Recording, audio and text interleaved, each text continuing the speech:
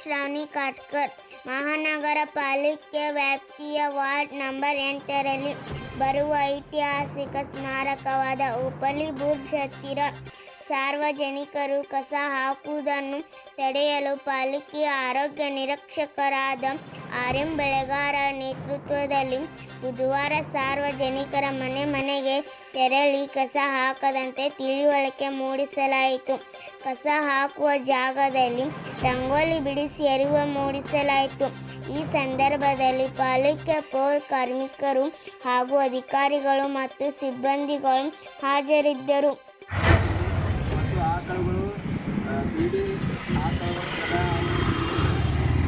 ಹೂವಿನ ವ್ಯಾಪಾರ ಇಲ್ಲಿ ಬಂದ್ ಮಾಡಿಸಿಲ್ಲ ಅಂದ್ರೆ ಇದೆಲ್ಲ ಇದೇ ಆಗ್ತದೆ ರೀ. ಯಾಕಂದ್ರೆ ಎಲ್ಲ ಹೂ ಮುಗಿತದೆ, ಅವ್ರು ಏನು ಉಳಿತದಲ್ಲ ಅದನ್ನೆಲ್ಲ ಕಸ ಡಬ್ಬಾಗಿ ಹೋಗ್ಬಿಡ್ತಾರೆ. ಡಬ್ಬಿ ಇಲ್ಲ ಏನಿಲ್ಲ ಸುಮ್ಮನೆ ರೋಡ್ನಲ್ಲಿ ಹೋಗ್ಬಿಡ್ಬೇಕು. ಅದು ಕಸ ಒಯ್ದು ಬಂದಾಗಬೇಕು. ಅಂದರೆ ಹೂವಿನ ವ್ಯಾಪಾರ ಇಲ್ಲಿ ಬಂದಾಗಬೇಕು. ಈ ಏರಿಯಾದಾಗ ಹೂವಿನ ವ್ಯಾಪಾರ ಮಾಡಿಸೇಬಾರ್ದು. ಸಿಟಿಯೊಳಗೆ ಆಗ್ತದೆ, ರೋಡ್ ಅದ, ಆದಷ್ಟು ಲಘು ಗೌರ್ಮೆಂಟ್ ಮಾತಾಡಬೇಕಂತ